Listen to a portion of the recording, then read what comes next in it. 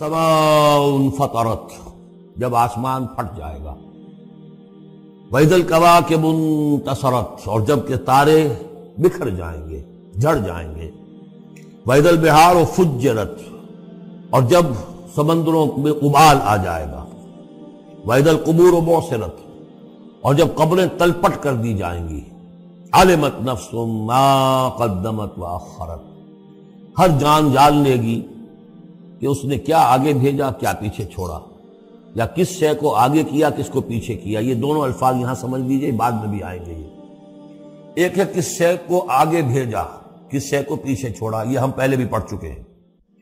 ایک یہ ہے کہ دنیا میں انسان کا ہر طرز عمل جو ہے وہ دو چیزوں کے درمیان طے کرتا ہے کہ اس میں سے کس کو میں پرائرٹی نمبر 1 دوں، کس کو پرائرٹی نمبر 2 دوں۔ جس کو پرائرٹی نمبر 1 دی ہے، ترجیح نمبر 1، وہ ہے جس کو اس نے آگے کیا، جو ترجیح 2 میں رکھا وہ ہے جو پیچھے کیا۔ بس یہی سارا معاملہ ہے کہ تم نے آخرت کو ترجیح اول دی ہے یا دنیا کو، کس کو مقدم رکھا، کس کو مؤخر۔ ایک راستہ یہ ہے کہ میرا مطلوب تو ہے آخرت، دنیا جتنی مل جائے نہ ملے تو بھی کوئی بات نہیں۔ ایک یہ ہے طرز عمل کہ میرا اصل مقصود ہے دنیا، آخرت کچھ مل جائے تو بونس ہے، کسی کی سفارش سے مل جائے، کسی کے اور ہیلے بہانے سے مل جائے، لیکن مقصود میرا دنیا ہے۔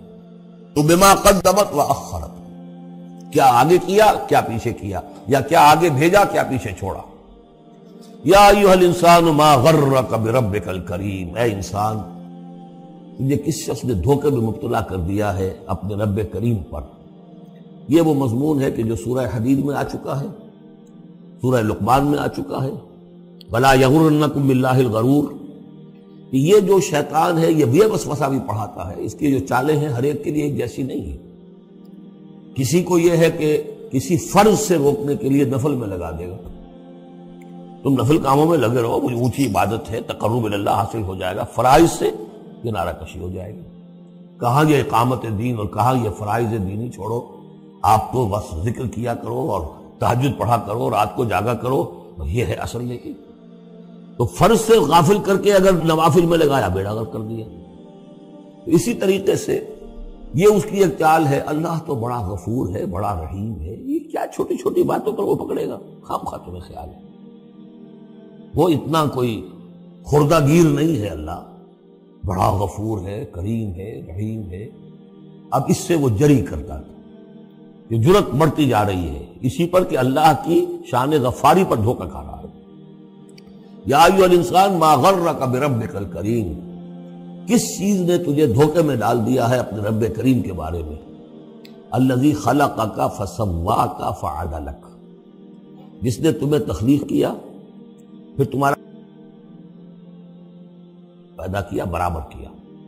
عدلک، تمہارے قواعد جسمانی، قواعد نفسیاتی، ان سب میں ایک اعتدال پیدا کیا ہے۔ یہ عدل جو ہے یہ گویا کہ اس تخلیق کے اندر بھی مضمر ہے، انہیرنٹ ہے، اور اللہ تعالیٰ بھی عدل کرے گا تاکہ جو بھی گناہگار ہیں ان کو سزا دی جائے اور جو نیکوکار ہیں ان کو جزا دی جائے، یہ اس کا تقاضا ہے۔ لیکن تم در حقیقت اس کی شان غفاری کو ایمفیسائز کر کے، اس پر زیادہ اس پر زور ڈال کر تم انکار کر رہے ہو۔ فی ای صورت ما شاء رکبک، پھر جس شکل میں اس نے چاہا ہے تمہیں ترکیب دے دیا، جوڑ دے دیا۔ کلا بل تکذبون بالدین، تم جزا و سزا کا انکار کر رہے ہو، در حقیقت اللہ کی شان غفاری کے قصیدے نہیں پڑھ رہے ہو، بلکہ یہ شان غفاری کے قصیدے پڑھنے کا مطلب کیا ہے کہ تم در حقیقت جزا و سزا کا انکار کرنا چاہتے ہو۔ اس یہاں سے کبھی ہم نے کنارہ نہ کیا، پر تو نے دل آزردہ ہمارا نہ کیا، ہم نے تو جہنم کی بہت کی تدبیر لیکن تیری رحمت نے گوارا نہ کیا۔ یہ بالکل وہی فلسفہ ہے، جہنم کی تدبیر کر رہے ہو تو اس کی عدل کا تقاضا ہے کہ جہنم میں پہنچائے تمہیں، یہ دھوکہ دے رہے ہو اپنے آپ کو، اس کے جزا و سزا، اس کی عدل کا انکار کر رہے ہو۔ یہ ہے اصل میں صورتحال کی جو سمجھ لینے کی ضرورت ہے کہ اس نے تمہیں بنایا، اس کا تسویہ کیا، اس میں عدل پیدا کیا، توازن پیدا کیا، پھر تمہیں جس طرح چاہا جوڑ دیا، کسی کی ناک بڑی بنا دی، کسی کی آنکھیں بڑی بڑی بنا دی، جو چاہا اس نے کیا۔ آپ نے اپنے فیچرز خود تو چوز نہیں کیے ہیں کہ اپنی مرضی کے مطابق بنا دیے گئے ہیں، آپ کی مرضی کے مطابق۔ ہاں، حضرت حسان ابن ثابت نے کہا ہے حضور کے بارے میں کہ کأنک خلقت کما تشاء، اے نبی ایسے معلوم ہوتا ہے کہ آپ کو تو پیدا کیا گیا جیسا کہ آپ نے چاہا. آپ کا حسن جو ہے وہ اپنی جگہ پر ایک شے تھی، وہ ایک اعجازی صورت ہے. ظاہر بات ہے انسانوں کو جو بھی ملتا ہے وہ تو اپنا ان کا چوائس کوئی نہیں. فی ای صورت ما شاء رکبک، مختلف اجزاء کو جس صورت میں چاہ جوڑ دیا. کلا بل تکذبون بالدین، اصل بات کیا ہے کہ تم جزا و سزا کا اور عدل کا انکار کر رہے ہو. وَإِنَّ عَلَيْكُمْ لَحَافِظِينَ، جبکہ ہم نے تمہارے اوپر محافظ فرشتے بھیجے ہوئے ہیں. یہ تو پھر سب ایکسرسائز ان فیوٹیلٹی ہوئی. کائے کو ہم نے فرشتے بھیجے؟ خامخواہ کو دو سنتری تمہارے ساتھ ہم نے بٹھا رکھے کائے کے لیے؟ اگر جزا نہیں، سزا نہیں، پکڑ نہیں، محاسبہ نہیں، کچھ نہیں، تو یہ کیا ہے؟ ہم نے کائے کے لیے کیا؟ وَإِنَّ عَلَيْكُمْ لَحَافِظِينَ كِرَامًا كَاتِبِينَ، وہ بڑے باعزت فرشتے جو لکھ رہے ہیں. يَعْلَمُونَ مَا تَفْعَلُونَ، جو جانتے ہیں جو کچھ تم کر رہے ہو. یہ چیز اللہ نے پھر کائے کے لیے کی؟ یہ سب جیسا کہ میں نے کہا ایکسرسائز ان فیوٹیلٹی ہے. یہ تو عبث ہے، کار عبث. اور اللہ تعالیٰ کوئی کار عبث بیکار نہیں کرتا. تو نتائج نکلیں گے. نتائج کیا ہیں؟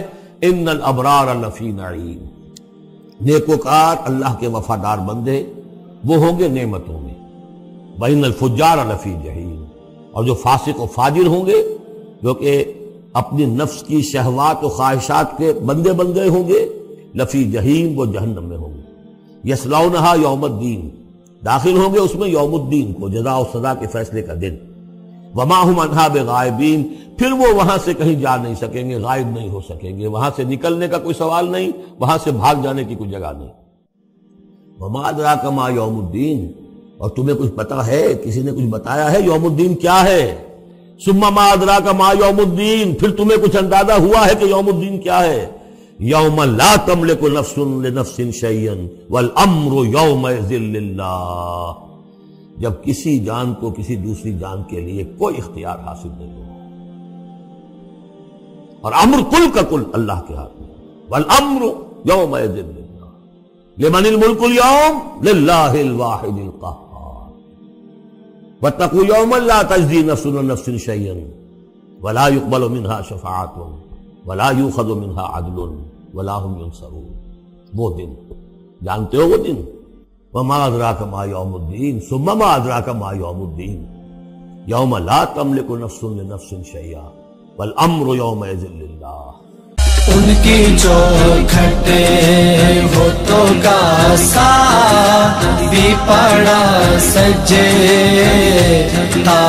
ہے، ان کی چوکھٹ ہوتوں کا سا بھی پڑا سجتا ہے، ان کی چوکھٹ ہوتوں کا سا بھی پڑا سجتا ہے، در بڑا ہو